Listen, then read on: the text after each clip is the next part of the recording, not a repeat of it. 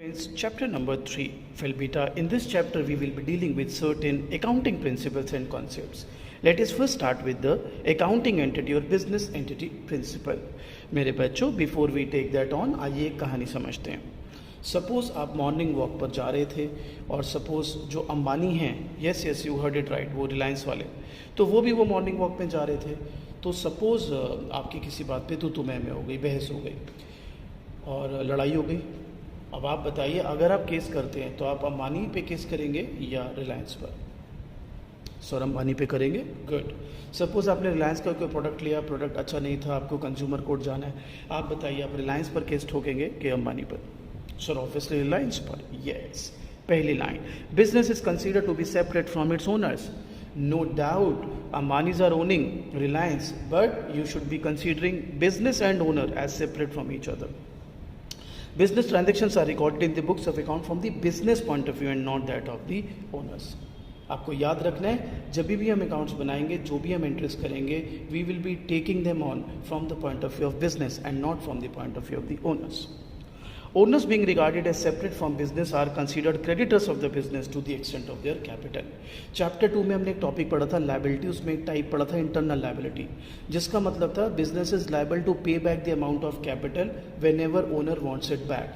तो उसी को यहाँ घुमा के लिखा हुआ है. Owners being regarded as separate from business are considered creditors of the business to the extent of their capital. It is a useful principle as from it responsibility accounting has developed. Well, responsibility accounting basically ये है कि उसमें हम देखते हैं कि business का society के डेवलपमेंट में कितना कंट्रीब्यूशन है. तो ऑब्वियसली जब हम अकाउंट्स देखेंगे और हमें उसमें जो भी एंट्रीज होंगी, हमें पता है वो ओनर के पॉइंट ऑफ व्यू से नहीं है, बिजनेस के पॉइंट ऑफ व्यू से है. तो अगर उसमें चैरिटी के बारे में कुछ एक्सपेंस दिए हुए हैं, कोई आपने अंडर प्रिविलेज लोगों के लिए कुछ खर्चा किया है, तो हम ये जान पाएंगे कि आपके बिजनेस ने कितना कंट्रीब्यूट किया towards society. So accounting entity और बिजनेस एंटिटी प्रिंसिपल इस तरह से आपको समझना है. क्लास में मैं रटवा चुका हूँ आपको. आइए आगे बढ़ते. Next is materiality principle. मेरे बच्चों, मटेरियल क्या होता है? ये मटेरियल वो हिंदी वाला सामग्री वाला मटेरियल नहीं है मेरा बच्चा. यहाँ पे मटेरियल का मतलब है इम्पॉर्टेंट. तो एक सबसे पहले सेकेंड लाइन पढ़ते हैं. According to American Accounting Association, an item should be regarded as material if there is a reason to believe that knowledge of it would influence the decision of an informed investor.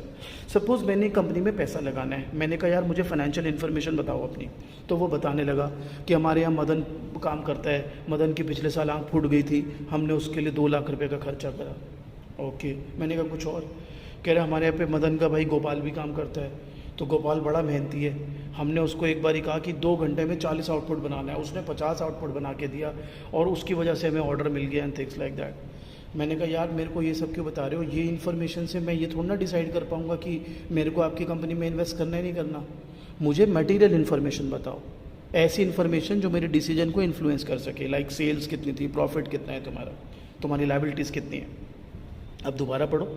According to American Accounting Association, an item should be regarded as material if there is a reason to believe that knowledge of it would influence the decision of an informed investor. अब पहली line पढ़ो.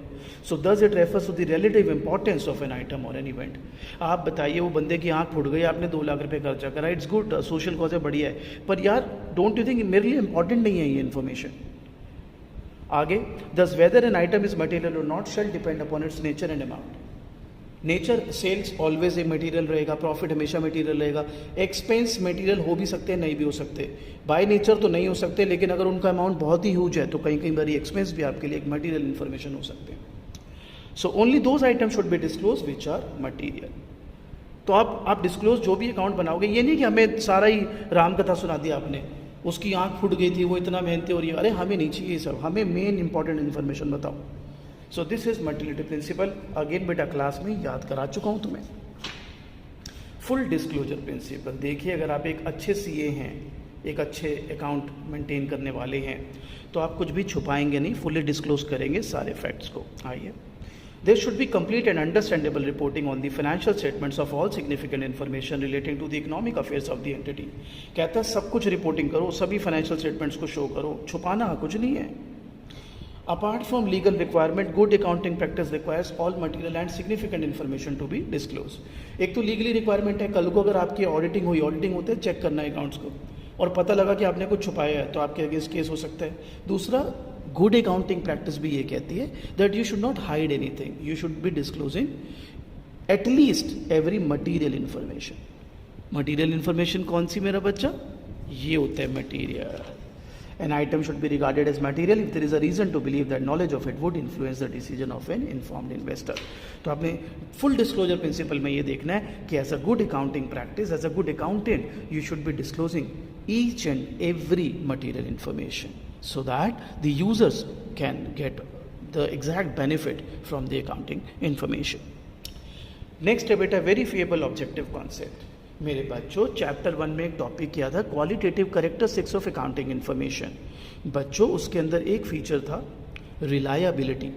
Reliability में हमने कहा था यार अच्छी accounting information वो होती है which is backed with evidences, business documents. Like अगर बुक्स में आप दिखा रहे हो मशीन 4 करोड़ की है तो बिल दिखाओ उसका। आपने दिखाया आपने इतने की सेल करी है तो सेल का बिल दिखाओ। तो वेरीफिएबल ऑब्जेक्टिव कॉन्सेप्ट कुछ कुछ उसी लाइन पर है। आइए पढ़ते हैं। Accounting should be free from personal bias.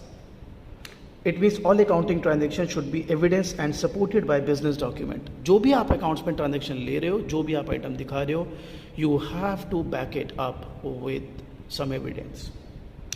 These supporting documents are cash memo, invoices, sales bills etcetera. ठीक है, ये चैप्टर से आगे आएगा वाउचर, उसमें हम इसको डिटेलिंग में भी बताएंगे। वैसे आपको बता देते हैं कैश के ट्रांजेक्शन कैश मेमो, क्रेडिट के ट्रांजेक्शन तो इनवॉइसेस बनते हैं और सेल्स बिल वगैरह भी बनते हैं।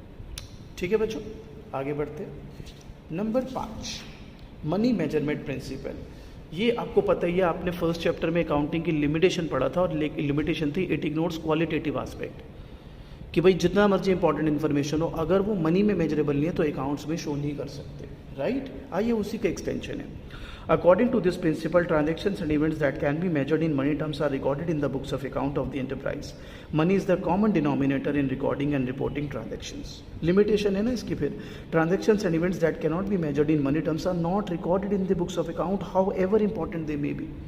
सपोज एक कंपनी का मैनेजर बहुत ही मेहनती था, उसी की वजह से कंपनी ने 4 चांद लगा रखे थे अपनी परफॉर्मेंस पे, बड़ी ज़बरदस्त उनके मार्केट में रैंकिंग थी या मार्केट में उनका स्थान था। सपोज वो मैनेजर मर गया, don't you think it's a big setback for the company? मगर अकाउंट्स की बुक में वो शो नहीं हो सकता बिकॉज मनी में मेजरेबल नहीं है मेरे बच्चों। Second limitation, value of money is consider to have static value as the transactions are recorded at the value of transaction date. अब सपोज मशीन आपने 4 लाख की ली थी, वो सेम मशीन आज कुछ और वैल्यू की हो गई होगी, सपोज 4 साल पहले 3 साल पहले जब ली होगी, लेकिन आप उसकी जो भी डेप्रिसिएशन है या जो भी बुक्स में उसका अमाउंट दिखाओगे वो 4 लाख के हिसाब से दिखाओगे। So that again is a big limitation of money measurement principle. Next principle है प्रूडेंस और कंजर्वेटिव प्रिंसिपल। इसको कंजर्वेटिज्म प्रिंसिपल भी कहते हैं। आइए कहानी सुनाते हैं। एक ना मेरा दोस्त था, सुबह सुबह आया, कहते मेरे को एक पेंट हाउस खरीदना है। मैंने कहा अच्छा। कहते एक मर्सिडीज एस क्लास भी बुक करवानी है। मैंने कहा बढ़िया। और कहते एक वर्ल्ड टूर भी लगवा दे मेरा। मैंने कहा भाई क्या हो गया, लॉटरी लग गई क्या? कहता है सपना आया है कि मेरे को बहुत पैसे आने वाले हैं। तो मैंने कहा जब पैसे आने वाले ही हैं पहले से तैयारी करके रखो ना यार, टाइम बचेगा।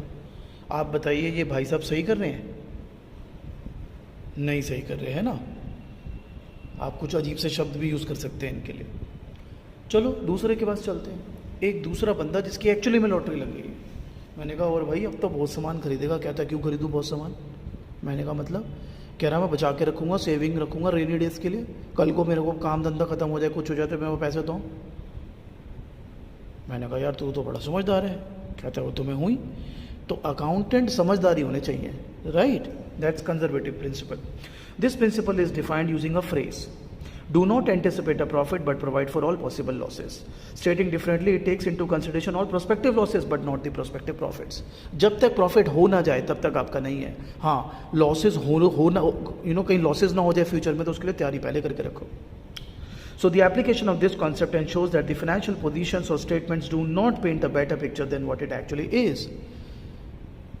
आप बताइए ना, आपको सिर्फ एंटिसिपेशन पे कि प्रॉफिट होगा और आप दिखा दो, तो डोंट यू थिंक ये तो बहुत ही बढ़िया सा दिखा रहे हो, आप बेटर पिक्चर दिखा रहे हो, आप गुमराह कर सकते हो यूजर्स को।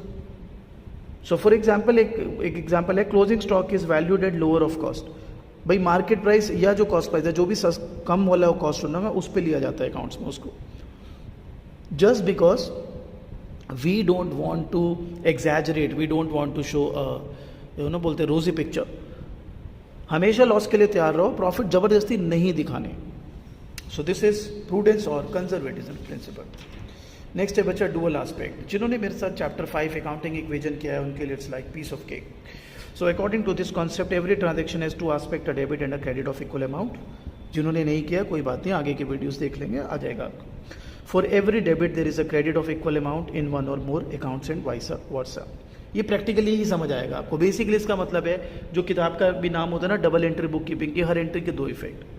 So, for example, RF starts a business with a capital of 1 lakh. There are two aspects of this transaction. On one hand, the business has an asset of 1 lakh that is in the form of cash, while on the other hand, it is a liability towards RF of rupees 1 lakh, capital of RF, जिसको आप internal liability भी कहते हैं। तो in this video we have taken care of 7 principles. आप इनको अच्छे से देखिए, डाउट लीजिए क्लास के अंदर। रेस्ट ऑफ द प्रिंसिपल्स के लिए अगले वीडियो।